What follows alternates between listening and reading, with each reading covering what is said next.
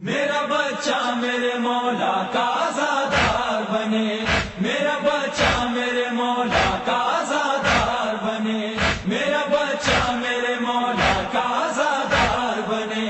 मैंने गहवाराए असगर पे जो मांगी थी मुराद, मुझको बेशीर के सदक़े में मिली है औलाद, मुझको बेशीर के सदक़े में मिली है औलाद।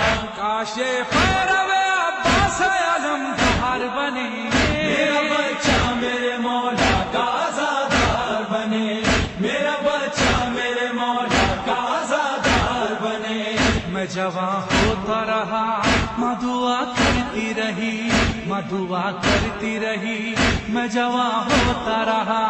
मेरा बच्चा मेरे मौला का હું વિનંતી કરીશ ભાઈ રેહાન દયા પાસે આવીને આ પ્રોગ્રામના તકરીરના પ્રોગ્રામને શરૂ કરે. બર મોહમ્મદ વાલે મોહમ્મદ સલવાત.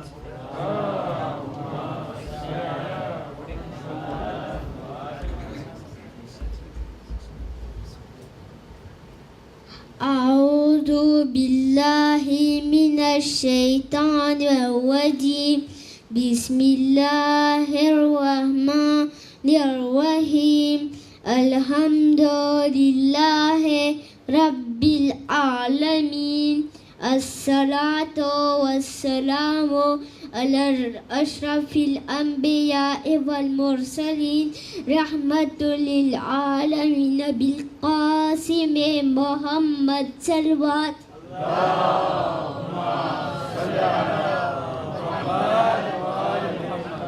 किताबों में लिखी कि एक दिवस इमामे हसन અને ઇમામે હુસૈન અલૈહિસ્સલામ તેમના માં ફાતિમા ઝહરાને કહે છે, અમ્મા જાન કાલે ઇનો દિવસ છે, મનીના બધા છોકરા પાસે સારા સારા કપડા છે, અમને બી સારા સારા કપડા ખપે છે. મગર ઇમામે હસન અને ઇમામે હુસૈન ત્યારે બહુ જ નાના હતા. ચારે જનાબે ફાતિમા ઝહરા કહે છે કે એ બચાઓ, કાલે દરજી તમારા કપડા લઈને આવશે. સવાર છે, કોઈ માણસ બાયરા ઉપર આવે છે તો પૂછવામાં આવ્યું કે તમે કોણ છો? તે જવાબ મળ્યું કે હું હસન અને હુસૈનનો દરજી છું અને કપડા લઈને આવ્યો છું. સલવાત.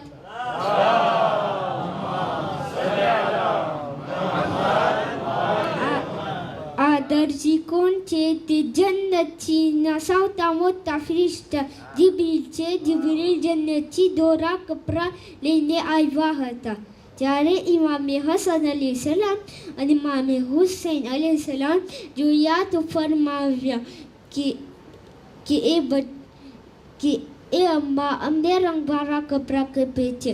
બસ ઇમામે હસન બે રંગના કપડાં પસંદ કર્યા અને ઇમામે હુસૈન રોજ રંગના કપડાં પસંદ કર્યા. આ રંગો આપણને ઇમામોની શહાદત યાદ દેવરાવે છે. બસ હાજાદારો ઝાલિમો એલે બેના ખેમામાં દાખલ થયા, લૂંટવા લઈ ગયા. નાના નાના બચ્ચાઓ છુપાતા હતા. જનાબે સકીના જોર જોર રોય છે, એટલામાં શિમરાવે ગયો છે. હાજાદારો દિલાસો આપવાના બદલે કાનમાં છીનેરીને ચીરવે છે. બાબા બાબા ઝાલિમો મારા ઉપર ઝુલ્મ કરે છે, મારી મદદ કરો.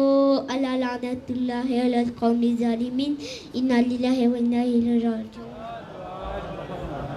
હવે આપણી સમક્ષ ભાઈ રાયાન મોહમ્મદ રામજી તેમની તકરીર પેશ કરે છે. બાવાઝે બલંદ સલવાત.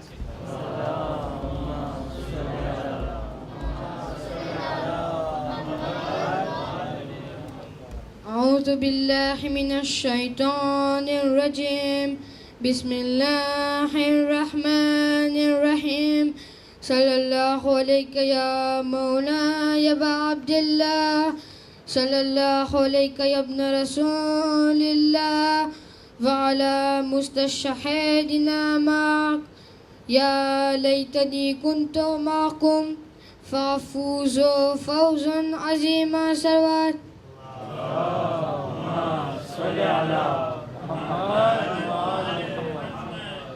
أما بعد فقد قال الله تبارك وتعالى في قرآن الكريم بسم الله الرحمن الرحيم قالت الأعراب آمنا قل لم تؤمنوا ولكن قولوا أسلمنا ولما يدخل الإيمان في قلوبكم صدق الله العلي العظيم. صلوات.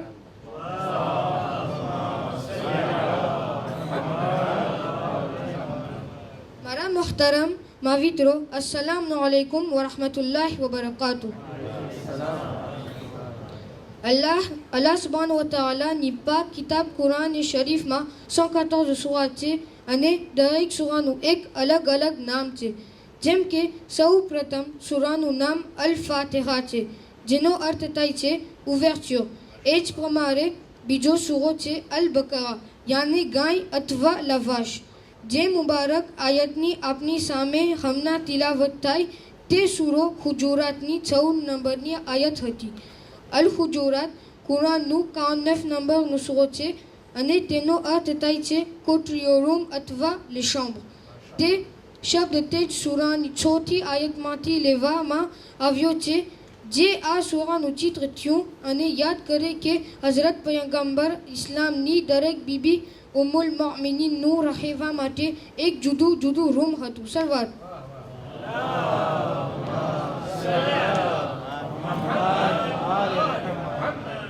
અલ્લાહ સુબ્હાનહુ વ તઆલા કુરાન મજીદમાં કોની આયત છે કે જે આપની સામે મજલિસની શરૂઆતમાં પડીને મેં ઇજ્જત હાસિલ કરી છે.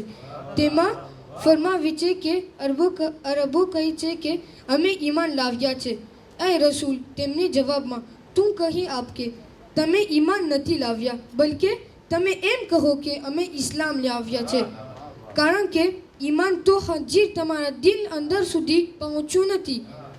મારા મોહતરમ સાંભળનારાઓ, બની અસદ કબીલાના લોકો એક દિવસ હઝરત રસૂલ કદ્દાસ સલ્લલ્લાહુ અલૈહિ વસલ્લમ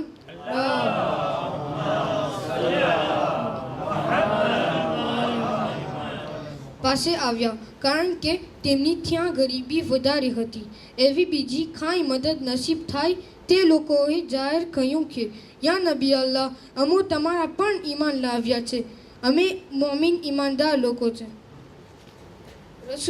રસૂલ અકરમ મેં તે લોકોને અલ્લાહનો આ પૈગામ પહોંચાડ્યો અને મશહૂર આયત સંભળાવીને જવાબમાં ફરમાવ્યું કે એ લોકો, તમે એમ કહો કે અમે ઇસ્લામ છે, એમ ના કહો કે અમે ઈમાન લાવ્યા છે.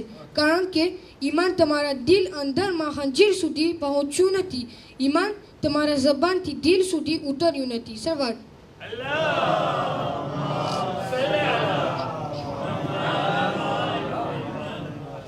હવે મારા અજીઝો, આપણે અલ્લાહના નબીએ પૂછીએ કે ઈમાન શું છે, ઈમાન અને ઇસ્લામમાં શું ફેર છે? તો પયગંબર જરૂર આપણને જવાબમાં એ કહેશે કે અલ ઈમાનો મારફતુન બિલ કલ્બ વ ઇકરારુન બિલ લિસાન વ અમલુન બિલ અરકાન.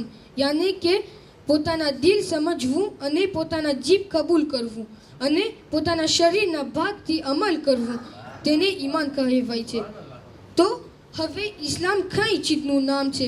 બીજી એક હદીસમાં આપણને તેનો જવાબમાં મળી જાય છે કે ઇસ્લામ અને ઈમાનમાં જમીન આસમાનનો ફેર છે. આપણા પહેલા ઇમામ આકા અને મૌલા હઝરત અલી ઇબ્ન અબી તાલિબ અલૈહિ સલામ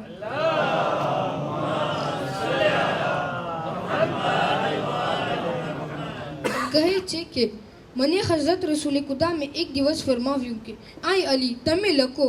મેં પૂછ્યું કે યા રસૂલલ્લાહ, શું લખું? અલ્લાહના નબીએ મને જવાબમાં ફરમાવ્યું કે બિસ્મિલ્લાહિર રહમાનિર રહીમ લખો. પછી ઈમાન દિલમાં ઘર કરીને વસે છે અને તેની સાથે અમલ પણ હોય છે, પરંતુ ઇસ્લામ ફક્ત જીભ સુધી હોય છે. મેં હમણાં આપણા મૌલાને યાદ કર્યા, તો ચાહું છું કે તેમને જ પૂછી લઉં કે યા અમીરુલ મોમિનીન, તમારી નજરમાં ઈમાન શું છે? તો મને ખાતરી છે કે અગર મુતકીઓના ઇમામ આ જવાબ આપે તો તેમાં કાંઈ અજબ થવાનું નથી. ઈમાન એટલે પોતાના માથાને અલ્લાહના હુકમ સામે ઝુકાવી દેવાનું નામ છે. માસુમીન અલૈહિમુસ્સલામ ફરમાવે છે કે ઘઉંને તમે લ્યો અને તેને પૂરી રીતે સાફ કરો. તેમાં નાના નાના પથ્થર કચરો કે જે કાંઈ હોય તેને કાઢી નાખો.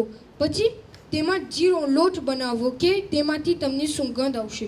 પછી તેનું ખાવાનું તૈયાર કરો. રોટલી પકાવો કે જે ખાવાથી તમને બહુ જ મજા આવશે. બિલકુલ એ જ પ્રમાણે ઈમાનની હાલત છે. તમારા ઈમાનને તમે ચોખ્ખું કરો. જેટલી ખરાબીઓ તમારી અંદર હોય તેને તમે કાઢી નાખો. ગુનાહોથી અને બુરા કામથી દૂર રહો. તમારું ઈમાન કોમ્પ્લે બનશે. તમે તેની મીઠાશ ચાખશો. તે તમને અહીં દુનિયામાં તેમજ આખિરતમાં ફાયદો પહોંચાડશે. ઈમાનને લાગતા મારા અજીઝો માસુમીન અલૈહિમુસ્સલામના સેંકડો કલામ છે. તમારી પાસે એકલું ટેમ નથી અને મારી પાસે એકલી તાકાત નથી કે તે બધી હદીસો અહીં બયાન થઈ શકે. તે છતાં આ મોકાને ગનીમત સમજી તમારી પાસે એક બે હદીસો અરજ કરવાની રજા લઉં છું. ઈમાનની જબાન મુબારકના બોલને દુરૂદના નારાથી વધાવી લેશો. સરવાર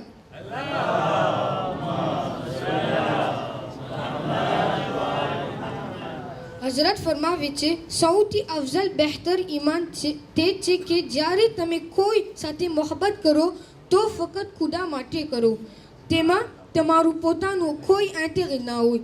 અને જ્યારે તમે કોઈ સાથે દુશ્મની કરો તો તે પણ ફક્ત અલ્લાહ માટે જ હોય. તમારી જીભ તમે અલ્લાહના zikr અલ્લાહની તસ્બીહ માટે વાપરો. જે તમારા માટે પસંદ કરો છો એ જ બીજાઓ માટે પસંદ કરો. જે તમે તમારામાં પસંદ નથી કરતા તે બીજાઓ માટે પણ પસંદ ના કરો. હંમેશા સારી વાત કરો અને અગર એવું ના બની શકે તો તમે ચૂપ રહો. બાકી કોઈનું ખરાબ ના કરો. સલવાર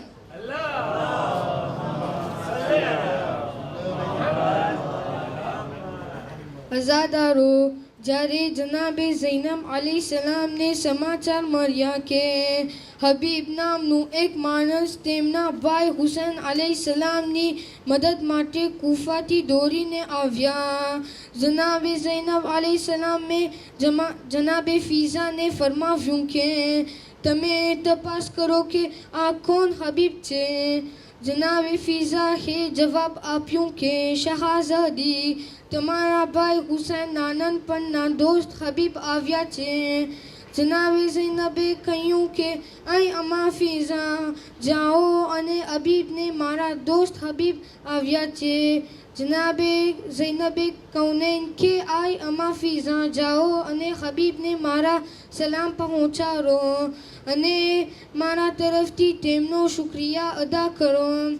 જનાબે હબીબ આ સાંભળીને બેચેન થઈ ગયા કે અલ્લાહુ અકબર, આ ગુલામનો શું મર્તબો છે કે આજે જનાબે ફાતિમા માસૂમે કૌનેન અલૈહિસ્સલામની દીકરીઓ મને સલામ કવરાવે છે. અલ્લાહ અલલ કૌમી ઝાલિમીન.